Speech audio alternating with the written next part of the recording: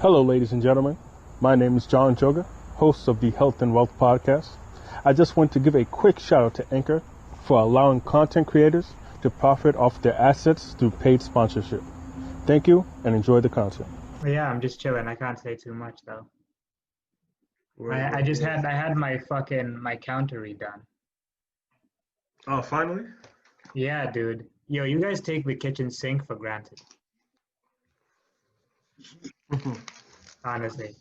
Kitchen sink?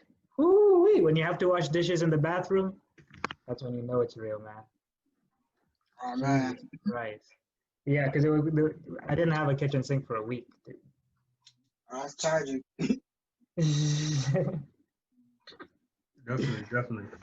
Yeah, so I would like to introduce you guys. Ladies and gentlemen, welcome to episode 4 of the Health and Wealth Podcast. You can find us on Spotify, Anchor, iTunes, and any other streaming platforms that hold podcasts near and dear to their heart.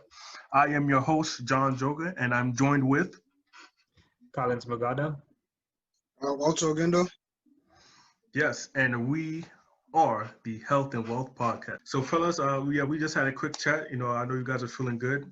I just want to get into the there's a lot that happened over the weekend. First of all, I want to give my condolences and prayers to the family of Chadwick Boseman, John Thompson. Man, two major iconic figures. Chadwick Boseman, I know a lot of people give him credit for Black Panther, but his best role to me was definitely the Jackie Robinson role that he played. Yeah. Jackie Robinson to I believe was Thurgood Marshall, just many iconic roles. And supposedly he was diagnosed with colon cancer since 2016. So for him to be able to perform at that level and not tell anyone and to show no signs of it, we had no clue until, there was a picture that showed him, he kind of looked like he had some weight loss. But the thing about it, it's like we just thought, oh, maybe he's just, I don't know, on a diet for a movie role. Because, we've seen 50 Cent do that for a movie role. So that's what we thought about. And for him to find out that he was battling with this and no one had any idea, it's just amazing. Like, he did, Infinity War, Black Panther, Civil War, Black Panther, just Black Panther 1. And then Infinity War. Jesus Christ. I mean, okay, this is crazy. The fact that somebody can do all of that and still do what he's done it's to be going through. I mean, I don't know what stage he was on when he was filming Black Panther. Does anybody know? I don't know. They said originally when they found it was at like stage 3 or something like that. When they found it, 2016. 2016, and that's when he filmed Black Panther. I don't know. That's when he filmed. I'm saying that like when he got diagnosed, they said they diagnosed him at stage 3. Yeah, they diagnosed him at stage 3, but in 2016 is when he was filming Black Panther, right? Well, that's when he got diagnosed. I don't know when Black Panther was actually filmed. I don't remember. I think Black Panther came out 2018. Yeah, I don't think it was 2016. I don't remember actually. Oh, that's true. So he would have been further along, and by the time Black Panther was even out, or he even got the role for that. That's crazy. In 2016, I think Civil War came out. So like that's when like Black Panther was introduced, but he didn't have his own movie yet. Civil War was crazy.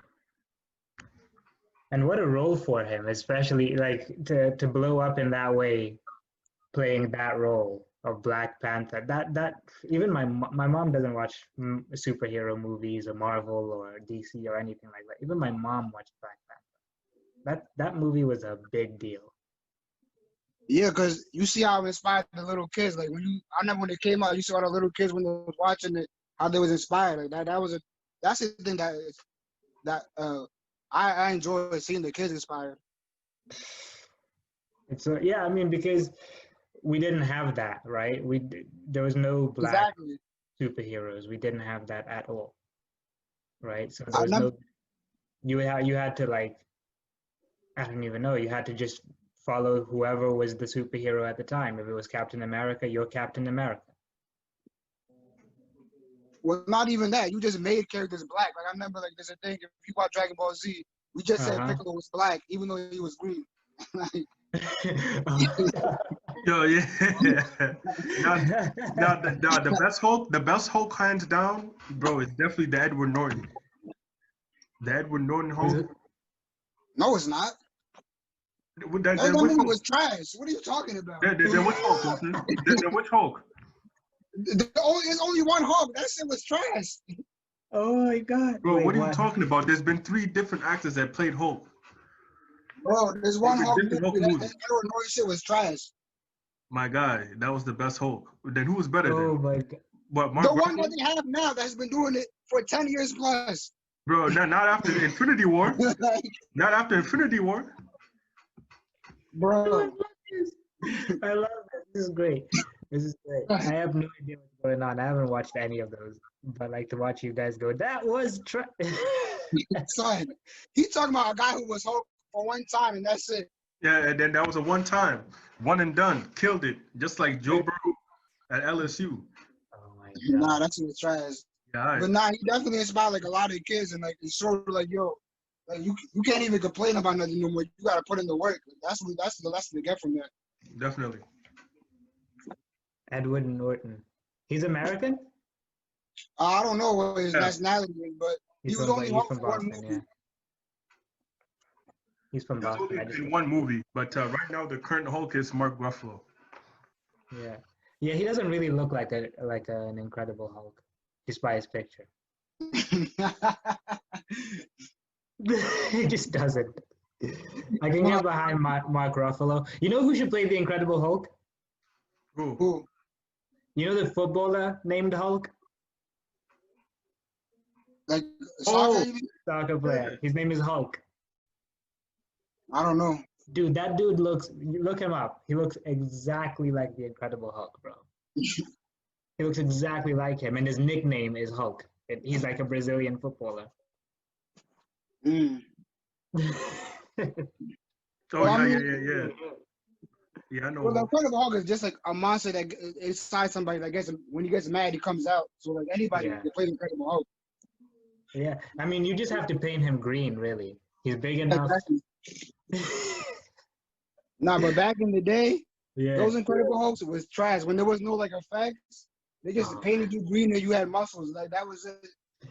I mean, but you have to look at those movies in context, though, right? Like, No, yeah, they didn't have the special effects back then. 1971, my guy. yeah. Right. Like, yeah, that was the shit when it first came out. Like, that's the best. It's like, wow, look at the effects. Now you're disrespecting the effects. Oh, man. Them joints like you look at stuff back in the day. Sometimes the movies and TV shows, you be like, yo, this shit was trash, man. Oh my God, man. Yo, but they loved it, man. They loved it. That was their shit. We gotta Of respect course. it. That they pioneered. Nah, you gotta start small to go big. There we go, man. Look at the Incredible Hulk now. You know what I'm saying? Mhm. Everyone wants a movie from him too, but Marvel said the movie to make for him would be too expensive. So they gotta put him like in other movies. They have to do what? Like there's not gonna be like a standalone Incredible Hulk. He has to be attached to other movies because if you do one by himself, it's too expensive. Because the special effects. Because of the like, are there more special effects during the Incredible Hulk than any other one? I mean, yeah, because he's not like a real person. Like the other ones, you know, they could do it like flying, whatever. But like the Hulk, he's like I don't know how big he is, how tall he is. It's more effects, so like, it costs more money. Like, You know, the other they people are see- just wearing suits, basically. Oh, I never actually thought about it that way. Yeah, Yeah, they have that's to why- kind of they have to like CGI him or something, right? Yeah, so that's why there's never gonna be like a standalone Incredible Hulk movie. But they're talking about doing a Wolverine versus Incredible Hulk, which would be fire. Wolverine. Honestly, like, for some reason, the superheroes missed me. I haven't watched too many of them. I haven't watched too many of them, whether it's Marvel or DC or anything. My shit when I was young though was like Avatar: The Last Airbender. That Wait, one. the live action? Nah. Cartoon, boy. I was about to say. I was about to say. Don't even talk to me about that, man. I feel like you're cursing at me. Well, I am. The freaking the cartoons, man. The cartoons were amazing and they were underrated. I could watch them now probably and still be blown away. Yeah. Because they had like so many like I don't even want to call them grown concepts, but definitely concepts that were, you know what I mean? You could actually, it's not just a cartoon. You know, there's certain cartoons that you watch as a kid that you can't rewatch as an adult and really enjoy because they're meant for children. Yeah, that's the problem with it. The comic book ones, like the comic books are meant for adults, but then the cartoons and movies, they make it for kids. I don't know, it's weird. Like most, like, if you look at like most of the comics, they're actually thought out well with adult themes in them. I mean, I think maybe there's one or two directors here and there that are maybe starting to think about that. Yeah, I mean they have was the Joker kind of like that? Well, his character is like more an adult character, yeah, but he's just a wild guy. Like I don't know, he has like no purpose. He's just chaos. So it works. Okay. He's like mindless chaos basically. But if you read the comics, the Joker's way more better. Really? Oh yeah, man. This dude, one time in one of the comics, this dude was trying to launch a nuclear bomb for no reason. He didn't even care. What? I mean, that's his character. Yeah. He just does stuff to do it. Jesus Christ. Like, yeah, it can be as small as robbing a bank or as big as like world domination or killing people. You know, I was thinking about these things. Have you guys ever heard of like the hero with 1,000 faces? Nope. No. Okay, so like they were talking, like there's this guy. He's an author. His name is Joseph Campbell, right? And he writes about how like culture over the years gravitates towards this the same story all the time, and he basically calls it the hero's journey, right? And a lot of the comic books that we read, in fact, who was it? George Lucas. Is it George Lucas that did the Star Wars franchise? I don't watch Star Wars. I don't know. Yeah, I'm not a big Star Wars fan. Yeah, but it's George Lucas though, right? Yeah, I don't know. Oh, you don't know? No. Let me look it up. Yo, somebody's shouting at their screen right now. How do you freaking not know? What the fuck? It's Star Wars. It's that. Yeah. It is George Lucas. Right. So George Lucas was apparently very, very good friends with this guy Joseph Campbell, and basically all of the Star Wars movies were made in this very like specific structure of how the hero's journey is supposed to look like, and that's what like a lot of the stories that are told is they're told to like reflect this hero's journey. It's like really interesting. I don't even know if I can explain it in this entire podcast, but like the similarities in the stories that we tell over time, over cultures, just the way the stories unfold.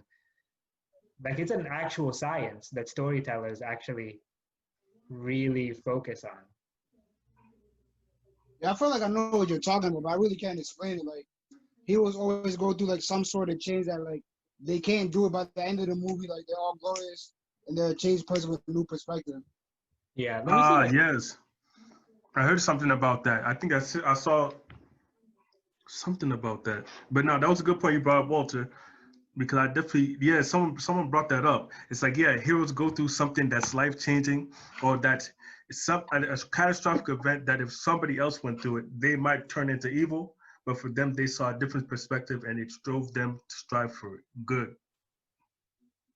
Exactly. And actually, there's a diagram that I just pulled up that's really interesting, right? So it's usually a call to adventure is number one, right? And then supernatural aid. So like with Spider-Man, I guess it's like fucking when he got bit by the spider or something, right? And then I don't know, it's like a threshold. They go through a threshold and then they find their helper or their mentor. In what's it called? The Matrix, it's Morpheus. Yeah. That's the helper and mentor, right? And then challenges and temptations after that. And then the helper returns again. before the abyss of death and rebirth. And that's kind of like, if you think about it, that's like the biblical story of Jesus. And like all of these things, think about it for a second, right? Because sometimes when we think of people that are storytellers, we just think that they make stuff up and they put it on a page and it sells and people love it or whatever. It just comes from their mind. But they actually use precise formulas to develop these stories. Oh yeah, a lot of these stories too are just based off like people in real life, whether you know it or not. So like if you look at like an X-Men, Professor X and Magneto are based off like Martin Luther King and Malcolm X. Uh-huh. And then they say like the Black Panther, T'Challa, he's based off like Mansa Musa. So like all these people are based off different stuff in real life or like other stories. Where there's like even like Greek stories, stuff like that. Yeah, like the story, like I've always been really interested in the story of Moses. Like I'm not big on like Bible studies or whatever, but like just like the story, the way it's told is actually really, really incredible, right? So like they start off at the people that he's sent to free start off in Egypt as slaves, right? And so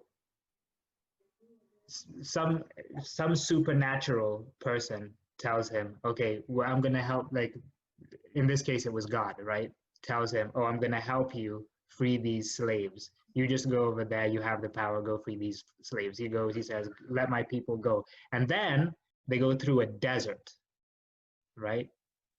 They go through a desert before they're on their way to the promised land. And the interesting thing is a lot of people fall away during this journey. A lot of people, they just fall away. They don't have enough faith. They don't walk with faith or whatever, but they don't get to the promised land. If you actually think about that story, like even whether you believe in God or not, that story is an amazing story. And it's a story that actually tells what we all have to go through as people. Yeah, I agree. You know what I mean? It's crazy. Yeah. It's crazy how these like how do it's just oral tradition. Like I feel like there's so much stuff that we don't know right now with respect to how this world was formed, man. Right, but also a lot of stuff gets like lost in history or hidden in history, whether it's on purpose or what you call it, on accident. Yeah. So like if you look like during the Iraq War, like after the initial war when Saddam was out, all those people were there. They fired they disbanded the military basically, right? So a lot of people became mad like because they lost their income. They went and looting on all these places, and they went to museums and destroyed like a bunch of artifacts for the country. So like now those things are, you go there, you can't find them anymore. And these are like artifacts from like ancient history, like the start of civilization that are just lost forever.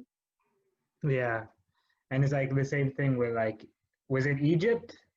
So in Egypt, right? So like back in the day, right? Before the Greeks and the Romans, right?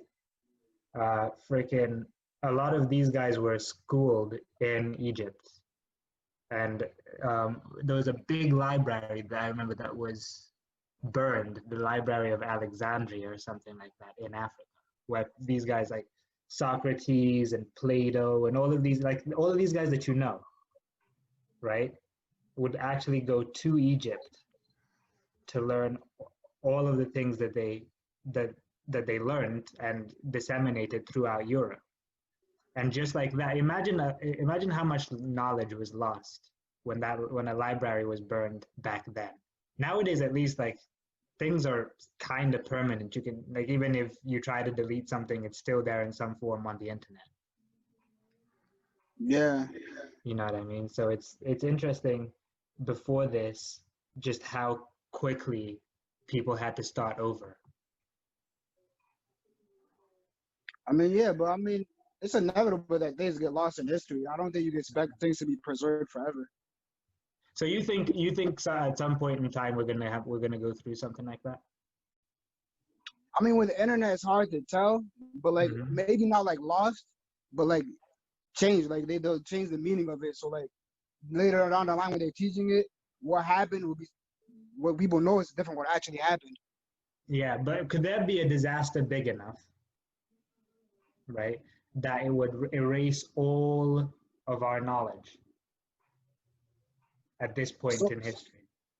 I mean, the only thing I could think of, because with technology, would be like some sort of like disaster that wipes out like technology for a long time, or like maybe like an EMP attack or something like Mm. that, like just disables electronics. But with that, Mm-hmm. it's kind of hard to tell. But it would have to be like something very catastrophic, like either world ending or something like that, or like a major one of the major countries like USA, Russia, or China like falls in power, which basically destroys the world economy at that point. Yeah, I mean, but like destroying the world economy is temporary, right? Because we can always build that Well, how back long up. is temporary? If you're talking about the world economy, how long is temporary? It would take a long time for it to come back. It would take a long time, but it's still temporary, right? Meaning that even though it would take a long time, there's means of rebuilding it, right? When you're talking about knowledge being destroyed, that's a whole different thing. Like you have to like rediscover certain shit, and there's no guarantee that you'll rediscover like the world. Like say we live until the next century, right? And then in between now and then, something happens, and all of the knowledge in the world goes. How far back would we have to like it would be very difficult to reaccumulate all of that knowledge. Very difficult. Yeah, so at some point you would have to figure out like I guess the smartest people, the people who have the documents, and bring them together to somehow tell the story. But then again, they'll go to the agendas and ideas, and it will be changed from what we know. So I think if you lose something, it's mostly lost forever at that point. Yeah. Because I was hearing on who was it? It was on Joe Rogan, right? He had the this military guy, Navy SEAL. His name is Jocko Willing. Do you guys know him? No. Okay, so he had Jocko Willink on. They were talking about like manufacturing, like how the manufacturing industry just all of a sudden um, just isn't there the way it used to be here in America, and how some of the last people that know how to manufacture different things, like to make shoes and do this and do that, are starting to like know how to actually to do the job, are starting to die off. Like that knowledge can be gone in like 2 or 3 generations, just like that, if nobody passes it along, you know. So I mean, like yeah, but there's manufacturing. Like, I think that's in our country, but there's manufacturing in other countries. So I don't think like yeah, I that mean would be that's lost that's a forever. micro that's yeah, that's on a micro level. It's not lost knowledge. It's just knowledge you have to Yeah, go a longer distance to find, at least, you know. But yeah, it's just interesting, man. yeah. But speaking of manufacturing, you know how like one of the causes of getting out the Great Depression was manufacturing. The one of the what? The cause of getting out of the Great Depression was like an increase in manufacturing. Yeah, I mean that makes sense because manufacturing is productivity, right? Yeah. So my question to you is: now we're going through an economic downturn. Now, Hmm. what industries do you think could bring us out of this economic downturn right now? Um, I think maybe artificial intelligence. I Or think we have a it can speed it up too, because artificial intelligence means more machines, people lose their jobs. yes, but I mean people lose their jobs, but if productivity goes up, that is only good. That's good for everybody if productivity goes up, right?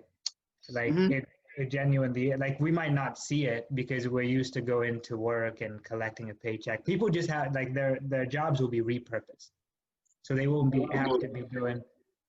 That's how I see it, right? Like in the short term, yes, people will lose their jobs, but in the long term, it just means those people will be free, I think, to do other things. It's kind of like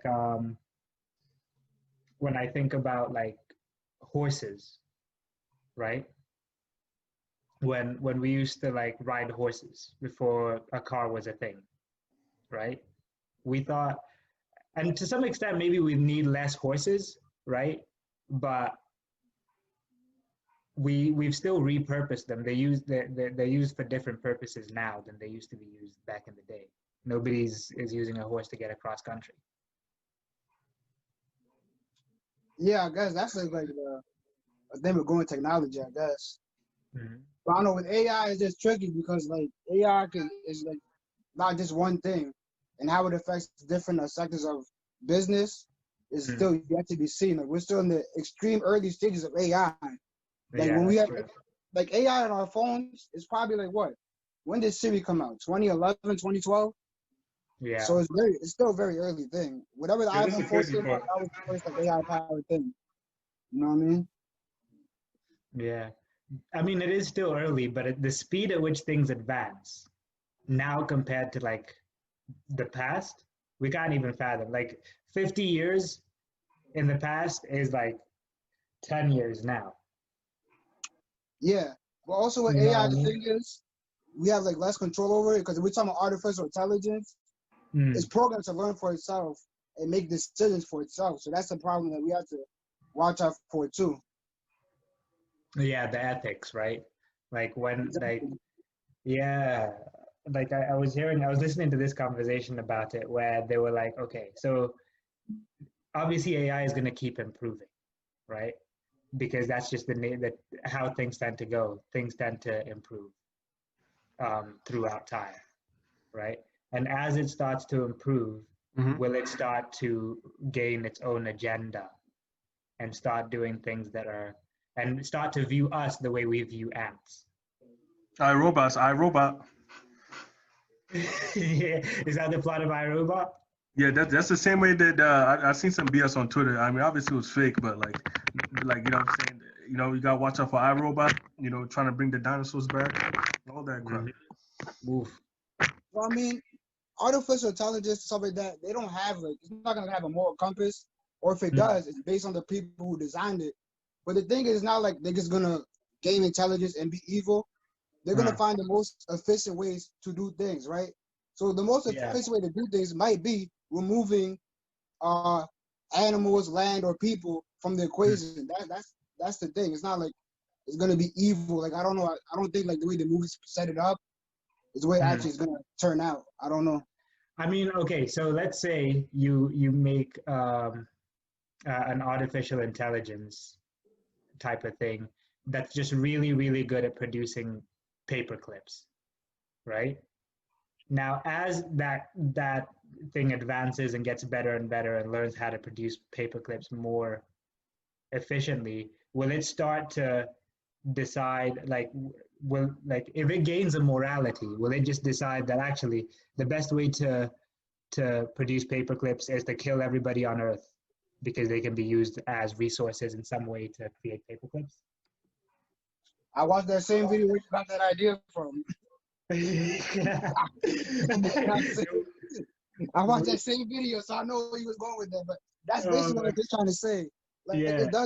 it's designed for efficiency. So, and sometimes humans are the most efficient thing. So, hey, you don't know. You know what I mean? Oh my God. Wait, where did you get it from? I seen that in a video of a guy talking about Was it artificial Sam intelligence. Harris? Huh? Was it Sam Harris? No, it was a guy named Mr. Who the Boss. So he does like phone reviews, computer reviews, stuff like that. But he also does like broader topics on technology too. So he was talking about AI, and that was an example he brought up. Yeah, I think it was like it was one of these guys that talks about artificial intelligence. I don't know if it's Nick Bostrom or something, like some intellectual, like intellectuals just spend all day thinking about this stuff. Yeah, So because like, also the video I watched, it was all about AI too. He showed another video of it was like 2 boxes, right? No, 3 boxes. So these 3 boxes, one box was inside a closed container, the other 2 were outside. They had to design ways to get inside the other box to catch the other box. So then they started doing things that weren't programmed into the equation, the program, to get inside to attack the other box. So they, like all of a sudden it had like a ladder, but there was no ladder programmed inside that program. there was no what? There was no ladder programmed in. Like the boxes created a ladder to get over the thing. Oh my God.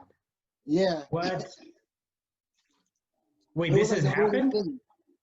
It was like a program. So it was just like a program designed to see how our AI learns and how it Mm, can decide for itself. Jesus. So And it they, was, and it's so something is as that, simple as catching a box. so is that a type of morality? Because we think about morality in the way in based off of what we are, like humans, right? Yeah. And, I But don't that know. was Let me my see. point. There's no morality in AI unless Hmm. it's like programmed into it. But it depends who's Is there no programming it. morality, or is there a different morality? Because AI would have different priorities. I think most of the time there's no morality, but if it is, it depends on Hmm. who created this, right? So a Hmm. good example is that is like facial recognition, right? So when you have facial recognition for like police and military and they identify people, they Hmm. tend to identify people who are more like a darker skin color Hmm. wrongly. So then these people get caught up in things they didn't do because of the morality of the people who programmed it don't account for different like facial textures of darker people. They only account for white people because that's the people programming it.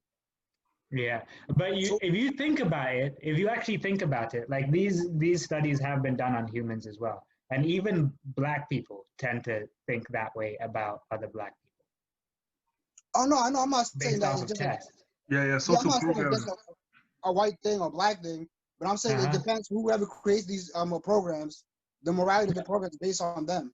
And No, I most of the hear time you. it's white people I creating them. hear you, but I'm saying like that's very similar to even us as human beings. You know what I mean? It's not necessarily okay. So the artificial intelligence, in fact, even the word artificial doesn't really make sense, right? Because intelligence is just intelligence. It doesn't matter where it comes from, right? It's real. It's just not ours, right? So like when they make their own like when they make those discriminations, human beings also do those same kinds of discriminations if you think about it, and they're programmed into us just as much as they're programmed into these machines. So their morality basically is our morality Yeah. until it's not. That is until they become sentient and can actually feel and uh, do different things and be, you know, like a person or an animal. So it just depends on like what the program is designed for and who's creating these programs. Yeah. I mean, Yeah. I get, yeah. And in fact, it matters until it doesn't, right? Because obviously, if things continue to improve and the artificial intelligence gets to a point where it's advanced enough, where it feels like, you know, like, and where it feels like it can actually make its own decisions and it doesn't always have to defer to, because it has better information than its creator, right? If you think about it, that's just like raising a child, right? Like at some point, all of what they are is based off of the input that you give them. And then it comes to a time, maybe during the times that they're a teenager or something like that, they start to form their own lives, right, and do their own thing. These artificial intelligence, we can raise them up until a point, and they have to have a morality that's aligned to ours in order for them to even care about what happens to us. Yeah, but see that happens at a much quicker pace. So by the time you like these things are launched, whatever it is, whether it's a program in your phone or maybe Mm-hmm. in your car, they already Mm-hmm. have more information than what they were programmed for. They already do.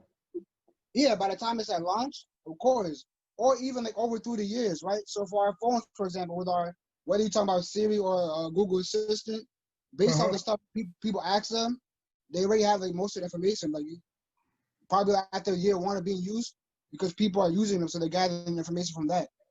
Yeah, they're adapt. Yeah, they adapt to the people that use them. Yeah. Hmm. Machine learning. I have Alexa in my house, man. I'm scared of it.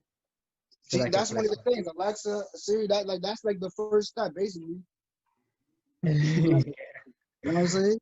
Oh my 'Cause God. it's in the TV. It's gonna be in cars soon, and they do make your life easier. But you know, to a point, like then you don't know who's listening on the other side too. Because there are people who sit there and listen to these things to make them better. But now it's like there's ethics behind that. I hear you still.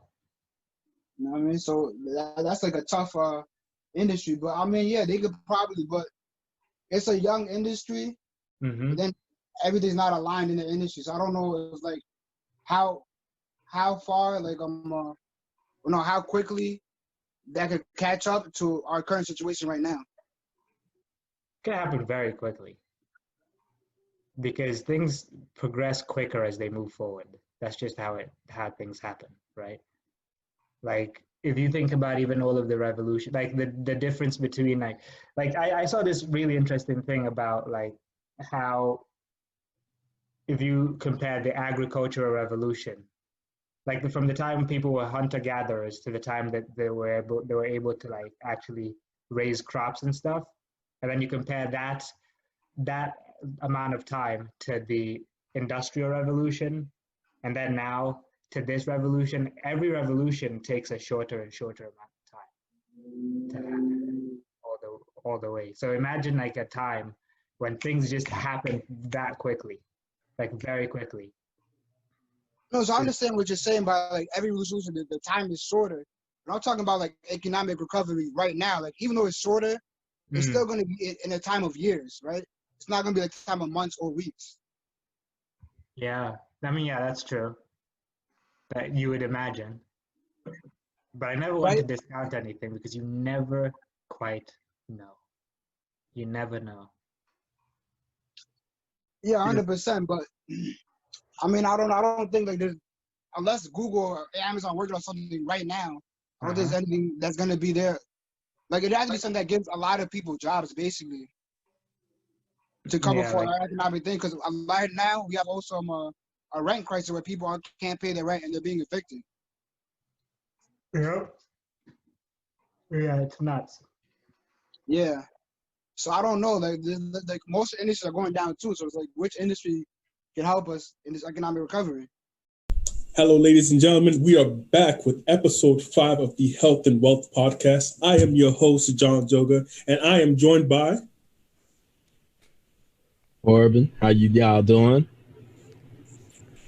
Rudy Aguilar. Good. And Collins. Yes, don't worry. They're kind of camera shy, so they'll be all right, ladies and gentlemen. We're just going to Hey, no on camera shy, bro. There's no camera. We're audio shy.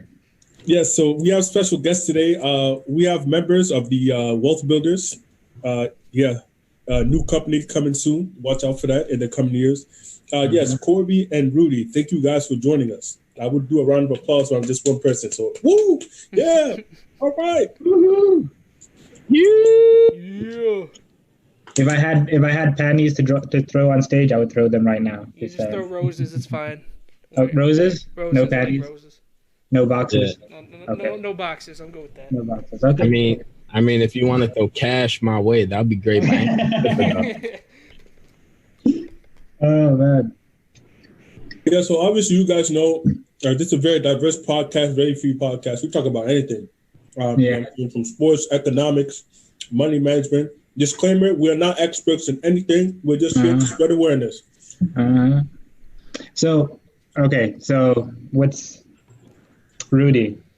So being a Brooklyn Net fan, the big news has been broken that Hall of Fame point guard Steve Nash is the new head coach of the Brooklyn Nets. Oh, yo! When you said Steve Nash to the Nets at first, I'm like, that dude is still playing. Yeah. When you said that, I was like, he had like I follow basketball. I watched him play, so I was like, yo, I know he retired. Yeah, no, that's what I thought too. Because once I saw the tweet, I was like, wait a minute, how old is he? He's gonna be a backup point guard or something? And then I reread Rose's tweet, and I was just like, head coach, and I was just like, what the fuck? He's actually a really good soccer player as well. He is. He's a soccer analyst for Bleacher Report. He was before. Really? Yeah. He was covering the Champions League when Bleacher Report still had the rights. He was one of the analysts. Oh my God! Yeah. What? I can find that stuff on YouTube, right? Yeah, you can definitely. I think so. I don't know. I don't know if Bleacher Report still has the videos on YouTube. Oh, okay, yeah. So I have to go on bleacherreport.com. Or something. I don't know. Oh, jeez. But yeah, All I right. just remember him. He was on when Liverpool and Tottenham were in the finals. He was one of the analysts. So has he ever coached a basketball team before? So he was a scout consultant for the Warriors for a couple years when KD was still on the Warriors, and I guess him and KD have a pretty close relationship. I guess rumor was saying that KD was pushing for this move. Yeah, you know when the star wants something, they get it. Yeah, exactly, and not just KD. Now Kyrie has in the history obviously has problems with coaches going back to his Cleveland days, but I feel like having a point guard, probably one of the best point guards in the NBA history, to be coaching Kyrie. I feel like he'll be able to manage his ego, and this is a hot take, bold prediction. I think Kyrie wins MVP next year. How old is Steve Nash now? Like 40 something. Good question. He's I think in his mid-40s. Mid-40s. Yeah. Is Tom Brady in his mid-40s yet? He's 44, I think. Tom Brady? Yeah, he's 40. Well, Steve Nash is 46, so I am right. Mid-40s. Mid to late 40s. Okay. But Tom Brady is pretty old. Because that's incredible. Because that sport, to be playing at that level for that long in a sport like that is insane to me. I can't even wrap my head around it, dude. I can tell you, get the ball out quick. That's it. Oh my God. Well, as a Jeff fan, Tom Brady killed our team for years and years, so I'm happy he's out of the division. I hear that. But how is it because you have to almost pray that you just are so good you're not going to get hit too many times, because at 40 years old, dude. I mean, obviously he's got a lot of experience, right? And that helps him. Obviously, yeah. It goes from top to bottom. The system, being under Belichick for so many years. I mean, he sets us up. I mean, because when Tom Brady tore his ACL a couple of years ago, they still won 11 games. So it just means the system's right. I mean, not saying Tom Brady is part of the system, but being under Belichick definitely helps. But it's going to be interesting seeing him with Tampa this year. I'm going to see how they do. Yeah, I'm interested too, because they got the squad. They do. They just signed Fournette from Jacksonville. Yeah, bro, they're getting everybody. Yeah, they're getting everybody. And they got Mike Evans too. He's really underrated. This is complete gibberish to me, honestly. I have I don't know anything about football. But you watch basketball, right? Me? Yeah. I'm soccer. Oh, you're all soccer. Okay. Because I know you're an Arsenal fan, and we're talking a little bit. Huge. But Huge. What do you think about this season for Arsenal? I think we have a really good chance of actually doing something this season. I don't think we're going to win the league, but if we get top 4, that would be an achievement. If we can't get top 4, then I want to be in the Europa League, because whatever happens, Champions League next season should be absolute. That's a successful season. Champions League next season. I just feel like it depends on your defense, because obviously you guys are gonna score tons of goals. Aubameyang, Pepe. I don't know if what's his name's getting transferred out. Laka? Yeah, he said he might go to Atletico Madrid. There was rumors about that. Yeah, there are rumors. I feel, but if we got rid of him, we would have to sign another striker, in my opinion. But regardless, I feel like the goals are not going to be any problem. It's just your back line, your defense. You guys signed 2 young defenders. I think one of them's called Saliba and Gabriel. Yeah, Saliba and Gabriel. I'm excited about them, mostly because of the coach, Arteta, because the way he's proven to me that he's able to very specifically assemble a team that and he's able to get the best out of players that were written off. Like going into Christmas, a lot of those players we didn't think would be here beyond that season. Right. Guys like Granit Xhaka. When he threw his shirt down on the floor. Oh my God. Everybody was like, yep, he's out of here. I just follow a lot of Arsenal fan channels on YouTube, and oh man, they were ethering that motherfucker like crazy. Like crazy. I was like, damn, bro, he's really out of here. And he wasn't so bad with I forgot what team was in Germany, but I mean, when he was with Germany, everybody wanted him. I remember, I think Real Madrid wanted him, and ended up going Arsenal, obviously. But I want to say that's a fall from grace, honestly. Yeah, but like he's back. That's the thing. Yeah, he's playing at a high level now because Arteta.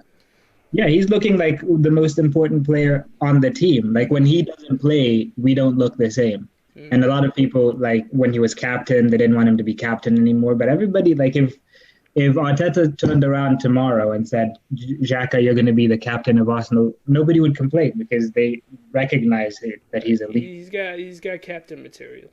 100%. No question. Mm-hmm.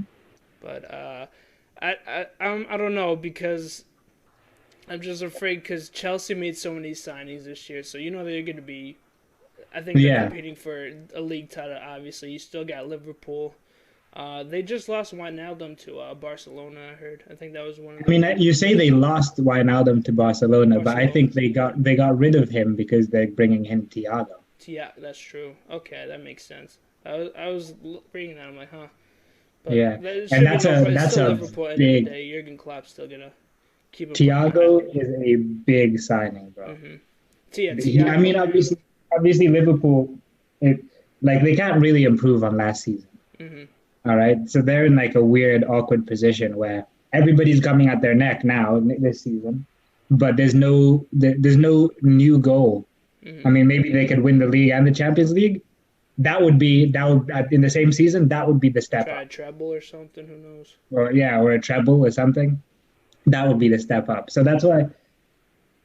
I think Man City this season. It depends if Messi actually shows, because I don't think it. I don't think he might actually stay in Barca. There's so many rumors. No reporter knows what the hell's going on with that situation.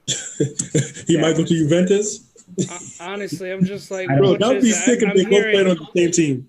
I'm hearing Juventus is in discussion for Messi, PSG. I'm like, all right, I'm confused. Honestly, I think the only there's two teams in the world that can afford Lionel Messi, and that's Manchester City and PSG. And I'm praying for the Man City one, because they said that in the contract he would it would be a 4-year contract. So his first 2 years would be in Man City, and his last 2 years was NYCFC. And I'm an NYCFC fan. I would love to see him. Yeah, I like NYCFC as well, but I just don't like that idea. The idea of this huge conglomerate owning all of these clubs and moving players and money around. It just because they have a team in Australia, so Melbourne City. They have so many teams. They just brought a team out La Liga, Girona. They own a stake in Girona. So and that's cool. That's cool for that. By the way, it's a good business for them. But just for me, as a football purist, I just hate to see that, because it makes it so difficult for other teams to compete. I like the competition of football. So do you hate seeing RB Leipzig rising to the ranks in the Bundesliga and Champions League? Let me put it this way. RB Leipzig winning the Bundesliga is not as cool as Leicester City when they won the Premier League that season. Right. You see what I mean? That was out of nowhere. Jamie Vardy and I forgot the other dude's name. They were cooking everybody. Yes. And then they died. What happened to them? Oh, they didn't die. They were in second in the Premier League for most of the season. Everybody just caught up to them. They're in the Europa League this year. They're in the Euro. And honestly, that was a freak season in general, right? Because all the other teams were kind of in transition. Right. If anything, Arsenal should have won the league that season. Well, even Tottenham too. Or even Tottenham. If they had ambitions of winning the league, that's the season they should have won the league. Mm-hmm. But that was just a freak season. All the other teams the next season strengthened, as we knew they would. And Leicester City stayed competitive, credit to them, but they fell off a cliff at the end of the season. That's the only. I don't think the squad was deep enough to deal with the injuries that they had. Yeah. Yeah. It's a small club, so obviously, I mean, they could do so much, especially when you competed with the likes of Man City. And but they have a lot of. I mean, they have rich owners though, and the club is very well run. Yeah, they definitely invest well, but it's very interesting. I mean, obviously Chelsea's up there. Man U's supposed to be coming up soon. That's a weird situation because when Jadon Sancho spun him, he's gonna still be with Dortmund. I'm like, all right, you have a crazy front three: Martial, Greenwood, Lingard, or not Lingard. Lingard. Yeah, like. Lingard is underrated. Leave him alone. That's the guy right there. Come on, yeah. Yo, that's funny because we're watching a podcast and homie's dad said the same thing. Rudy, he said, "Yo, you know it's really underrated at Manchester United." He said, "Who?" Jesse Lingard. They panned to every face. Jesse Lingard, bro. Everybody got up and walked away. They're like, "Nah." They did. They said, "Nah." I can't believe I mixed up Rashford and Lingard. I'm very upset with myself. But regardless, I mean, you have a crazy front three. Adding Jadon Sancho would just add to it. But I feel like you have more problems. Your defense, especially with Maguire getting arrested in Greece, you have a problem. Yeah. That was fucking hilarious. That was so fucking funny. And the other center back, the Swedish motherfucker, what's his name? Lindelof. He's just hot trash. He shouldn't be a Manchester United player. So I thought they should have got Koulibaly from Napoli. That's my opinion. Apparently, like I saw that they were in for Upamecano. Yeah. Who just signed a new contract. A 3-year deal with Leipzig, I think. Yeah, but that doesn't mean anything. Money talks. Right. Money talks. So if Manchester United have the cash, which they do, because they were about to pay like 80, 90 million for Jadon Sancho, they should get a defender like Upamecano, superstar. Which I don't understand. Why would you be in with Jadon Sancho? Your offense is already solid. Jadon Sancho he's a generational talent, so I understand why they. I guess, but you have they have other priorities. Yeah, exactly. They have other priorities. But I think Man U's gonna be in top 4. That's what I think. And who else? Tottenham's weird. Tottenham's really weird. Tottenham is just hilarious. I love Tottenham. They're Spursing it like usual. I mean, I love Tottenham because I don't like them, and they. Yeah, Tottenham is sick because no matter how bad Arsenal is, Tottenham is always worse. Arsenal and Tottenham can never win the league. Tottenham can never be consistent in top 4. And the thing is, like, even the times where, because like for a very, very long time, the joke amongst Arsenal fans is that Tottenham never finish above Arsenal. Doesn't matter where they finish, they never finish above Arsenal. And in recent years, they started to. But every time they finish above us, we end up winning something. Winning a trophy, which is something they haven't done in a very, very long time. Yeah, when's the last time they won any trophies? Almost above 10 years ago, like 12, 13 years ago. Yeah. That's hilarious. Yeah, and then we can't even talk about when they won the league last. Oh, God, yeah. Ugh. Oh, my gosh. God, I don't think my grandmother was born. Yeah, but, I mean, I shit talk Tottenham a lot, but they have some ballers, man. I love Son. As a player, I love Harry Kane. He's a great player, and there's another. I also like Lucas Moura. Lucas Moura, very underrated. Yeah, he's a beast. He's really, and he comes up with big moments in big games as well. So, but like they waited too long with that squad. You know what I mean? They just waited too long. And soon, if they wait any longer without winning something, all of those big players that we're talking about, we're mentioning, they'll leave. Son is going to leave. Kane, I mean, people think Kane is going to be there forever. People thought Gareth Bale was going to be there forever. There was a time that everybody thought Harry Kane was going to go to Real Madrid. What happened to that one? It might still happen, you know. Real Madrid is always in the market for the best players in the world. I guess. So I feel like there was a window for him, and it was a couple years ago. I feel like that would have been a great time to do it, but I don't know. I think Real Madrid over the next 2 or 3 years they'll buy either. I mean, I don't know how old Harry Kane is now, but they'll either buy him or they'll buy Haaland from Dortmund. That would be a good buy. Haaland looks like a Real Madrid player. Harry Kane's 27, so he's still in his prime. Yeah. So he doesn't have that many more contracts. Mm-hmm. So he has to be very. The next time they offer him a new contract, he has to think very, very hard. Very hard. Before I he do like signs that it. Bergwijn guy from Tottenham, where they just got him from PSV, the Dutch guy. He came in. Pretty much Bergwijn. killed Man City. Bergwijn, okay. Yeah, he's good. Yeah, he's pretty good, but good. I don't know. Do you think Mourinho's? Do you think he's lost it? Do you think he's still the same? I feel like injuries is starting to catch up with him. He's getting these crazy ass injuries, and after a while, I mean. I also think tactically though, he's been caught up with, because Arsene Wenger went through this before. Because remember when Jose Mourinho first landed in England, he couldn't stop winning. Right. Yeah. And it was like because of this kind of pragmatic style that they used to play, and quite defensive, but they had like some game winners, Didier Drogba, Frank Lampard, and whatever. But pretty I think much now, what Jurgen Klopp's doing right now. Pretty much, right. But I think after a while, other managers catch up and the game becomes more modernized. Nowadays, you even look at the way center backs are playing and goalkeepers are playing. It's so different. It's so like everybody has to be able to be good with the ball at the feet. Very, very fast, very physical.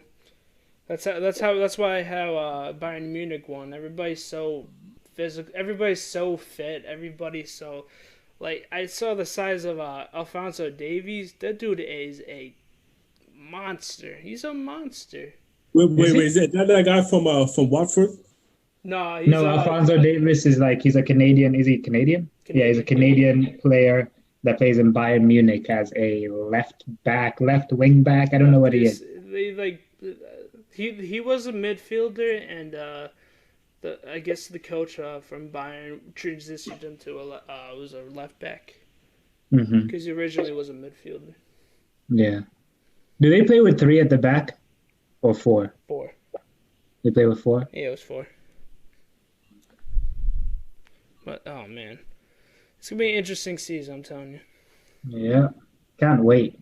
Honestly, it's only a couple days away, almost a week away, right? Yeah, it's crazy. What's the first game? I think Arsenal is the first game. Really? Yeah, hold on, let me look it up right now. Now that Bournemouth got relegated, Arsenal's going to start the season at the top of the league again. Look at that. Alphabetical order. You love it. Yep, it is Arsenal. They play against Fulham, newly promoted Fulham. Yeah. That's on the 12th, so yeah, 9 more days. 9 more days. Oh, and Leeds United play Liverpool. There you go. Leeds. Oh, I'm so happy that they're back. Yeah, that's interesting because obviously I follow a lot of football or soccer channels, and a lot of Man United fan channels were just like, shit, Leeds is back. Apparently that was a huge ass rivalry. Oh, it was I mean, and Leeds used to punch that at the top. They used to be like Leicester in a way, but more prestigious than Leicester. Right. Oh man. Leeds, and they have a great manager in Bielsa. Bielsa, yep. He's a legend. Like even guys like Guardiola and even Arteta, all of these guys, Pochettino, looked up to him. Like he kind of taught them a lot about management. But he's never really found success anyway. I feel like you just need the right club, and I feel like because I don't know, Leeds United is just a sleeping giant, to be honest. With the right backing, man, they should be competing with the likes of like Man United and all that. We have a legendary stadium as well. Mm-hmm. Ellen Road. Yeah. Mm-hmm. What do you think Newcastle's gonna do? I was hoping they were gonna get taken over, man. I really thought that. Didn't they? They did, no? No, they didn't. They fell through. Oh, it fell through? Fell through, man. Poor Yeah. guys. Man. Poor I guys. just- Because them. I feel like Wait. they were gonna be probably one of the clubs to be relegated. To be honest. So Mike Ashley is still their owner? Still the owner. Fell through Uh, last minute. Premier League denied it, and the league denied it. the league was just like, nah, not happening. I don't know the reasoning behind it, but I guess the Premier League was delaying the process, and then the buyers were just like, nope, we're not waiting this long, and so they pulled out. Fuck. Yeah, it's so sad too because that club should be bigger than it should be. Then I it feel is. like it's. I feel like this might be a struggle for Newcastle this year. Think they're gonna get relegated? I think every season they're in danger of being relegated. Yeah. Every season. It's a miracle that they were. What were they? 14th, 15th last year. Yeah, they did quite good. That was a miracle. If you saw that roster, it's such a miracle. Do you know when I knew Newcastle was just a doomed club? What? When they had Rafa Benitez and still got relegated. I was like, okay. But that wasn't his fault. He came in the mid-season. He was actually part of the reason why they almost actually stayed up. And it was Sunderland that sent them down, their arch rival. But that's what I'm saying. I mean, even mid-season, you can make a lot of especially Rafa Benitez, right? Mm-hmm. He's described as like one of these like very defensively clued up managers that's just able to secure a defense. That's why a relegation struggling team would like somebody like that to be. Rafa. Yeah, but not enough points in the end, right? Right. And they just signed this Brazilian Joe Ellington last year, and he only scored like 3 goals last year. And he only scored 3? Like 3 goals last year. Oh, man. And he was apparently one of the biggest signings in the history of Newcastle financially. You know who I like? Say Maximan. The black guy. Yeah, that guy's really good. One of the bigger clubs were onto him too. There was rumored that Man U was looking to actually. I'm surprised. Yeah, I'm surprised he didn't move. You know. Yeah. I'm really surprised I mean, the window's still open, but I've not heard his name. I've not heard his name anywhere. Yeah, he's only 23, 24, I think. Yeah. He's relatively young. That's a perfect age. That is a perfect age. Yeah. But in your opinion, for this season coming up. All right, so let's just I'll ask this question. Who's getting relegated, and put your top 5 or top 4. Actually, yeah, put top 5 so we can put the Europa League in discussion too. Okay. All right, so who's getting relegated? I'm going to get to that last. Okay. Top 4 for me, I think Manchester City is going to win the league. Okay. And that's, by the way, that's regardless of whether they get Messi or not. I think the squad is still still low. And I think Liverpool, they have Avengers coming up. They're gonna see last year and be like, yeah, this is not happening, and they're just gonna come in hard. Exactly, and I think Liverpool will finish second. Because I think it's just difficult to like retain a title, like especially they've had 2 years where they've gone 100% deep in Champions League, deep in all these competitions. Like even the season before last when they finished runner-up, they finished runner-up with what 97 points. Yeah, 97 points. You should win the league. So like, okay, so Liverpool number 2. Mm-hmm. Number 3, Chelsea. Chelsea have to challenge for the league. If they don't challenge for the league, it's a failure. Right. Because of the amount of like money they've spent. Mm-hmm. So that's number 3. Number 4, this is where it becomes interesting. It's about to be a biased pick. I can tell right now. Well, actually, I was going to say Manchester United. I was going to say okay. I was about to hear Arsenal. I heard Arsenal in your voice. I was like, oh boy. Yeah, but I think we do stand a chance because of Arteta. Yeah, I feel like that's a dark horse for me this year. Yeah, and Arsenal fifth, and I just want us like if we get fifth, I'll be okay with it if we win the Europa League. I think you guys won the Europa League this year. I just feel like since you guys are proven in tournament games, just the knockout games, I feel like you have the experience. You know what to do. And the players, yeah, exactly. And the way they play in those semifinals and finals is they play so maturely. Right. They play with know-how. Yeah. And you have to in those competitions. I think David Luiz definitely helps with that, with his decorated career and being in so many finals, so many deep competition runs. That's why I'm so happy that we got Willian. I am. A lot of people are shitting on him. They're saying this, we shouldn't have gotten him. But somebody who's, first of all, in his position, we have players around that could learn a lot from somebody who's won what he's won, right? But he's still got a lot to give. He's very, very fit. He's one of these older guys that like don't play like their age, right? I think, maybe the contract should have been shorter than what it was, but it's good business in my opinion. And so he's going to be huge. David Luiz obviously is going to be huge, especially for the two center backs, the young center backs that are coming through, Saliba and Gabriel. Very young. Gabriel's 22. Saliba's 18, 19 years old? 19. Right? So like huge. Kieran Tierney is going to be key. Oh my gosh, I love that boy. I love him. So, with Maitland-Niles possibly going to Wolves, is that going to affect anything? I don't think he is. You don't think so? No, they did a U-turn. He's not going to Wolves. Okay. Bellerin is more likely to leave than Maitland-Niles. Right, and then like Suarez taking his place. Cedric Suarez. Yeah. I don't like that. I didn't like that. I feel like you need to keep your young players. Yeah. I think if we get Thomas Partey. Oh, I feel like that would elevate. If we get Thomas Partey, I think Arsenal's finishing in fourth place. I would say 4 if Partey comes in. Yeah, I think we're finishing in fourth place if he comes in. But the United signing Van der Beek is a big one. Is a big statement of intent. But like, what is he? Is he a defensive midfielder? He's not, right? That's a good question. I didn't pay attention to Ajax too much, so I don't know how he played. Because what do they need? They need a defensive midfielder, right? They have Pogba. They need anything defense at this point.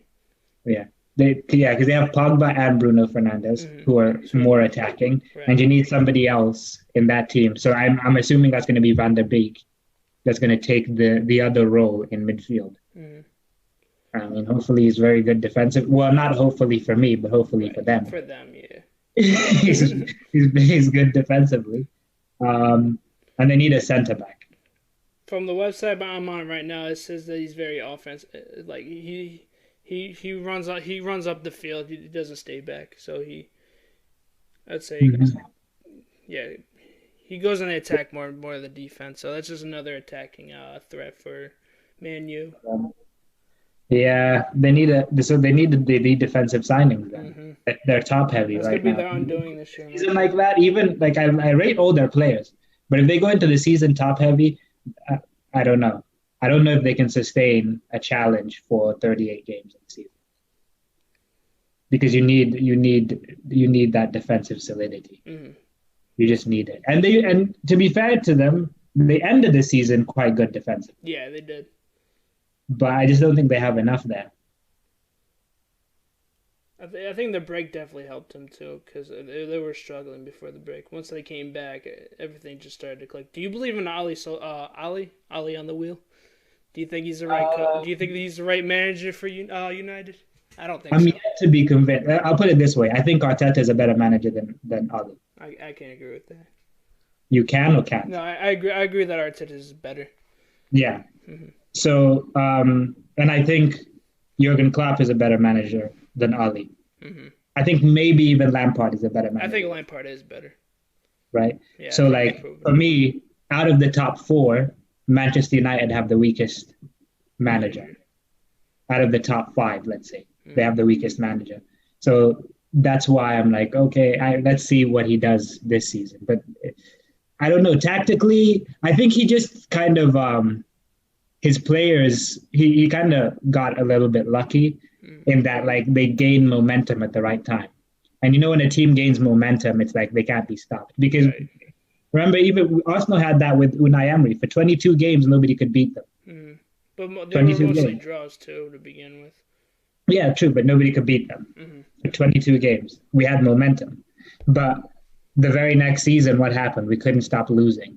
So the momentum, like once the momentum wears out, it's the game management. Can they manage a game? Can they, when they're really under pressure, can they pull a result out? And against, who is it, Sevilla that they lost to in the Europa League? Sevilla, yeah. The answer was no against them. Yeah. But now Arteta, what he has to prove for Arsenal is, obviously we know he can beat the big teams because he's beaten all of them, and he's beaten Liverpool twice. Mm-hmm. He's beaten all of them, and he's beaten Liverpool twice.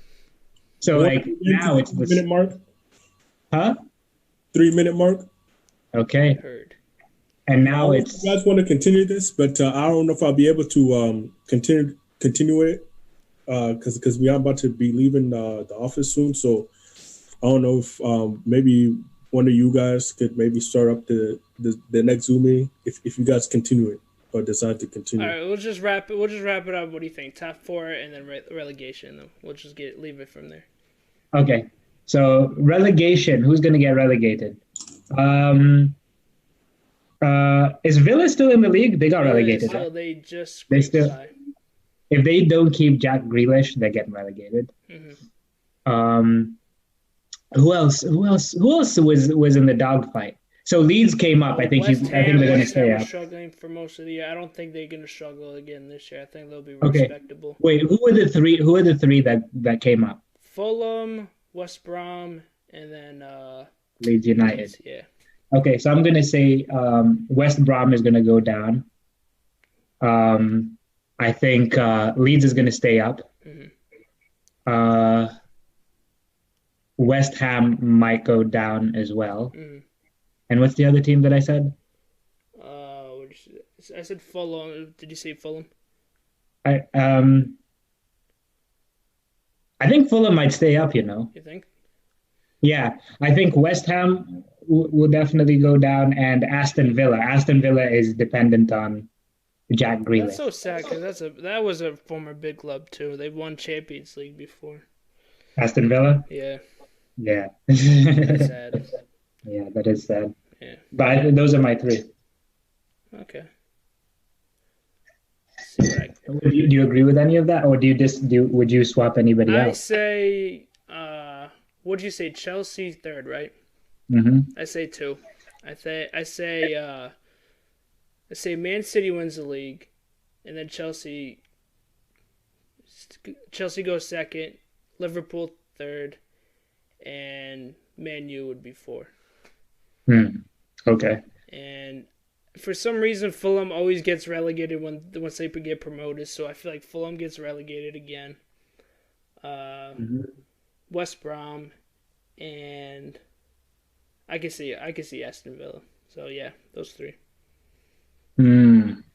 Yeah, I think that was pretty much the same as me. Almost, yeah. But I just switched. Chelsea would be 2. Okay. I feel like their signings with Timo Werner, Ziyech, those play. I feel like when you have so much signings like that, you have to be competing for the league. Yeah, but it's too many too soon, in my opinion. Right. Yeah, I think that maybe the one thing that maybe worries me is their goalkeeper, Kepa. They need one. They need a new one. That should have been number 1. Yeah. Should have been like Manuel Neuer. Yeah. Or maybe or Oblak. Yeah. Or Onana from Ajax. Who knows? Mm-hmm. Who knows? Hello, this has been another episode of the Health and Wealth Podcast. If you're on YouTube, like the video, subscribe to the channel if you're new. If you are listening to this on Spotify, you will listen to this on Anchor, subscribe to the channel. That's all I got for you guys. But thank you guys for listening, and everybody have a great day.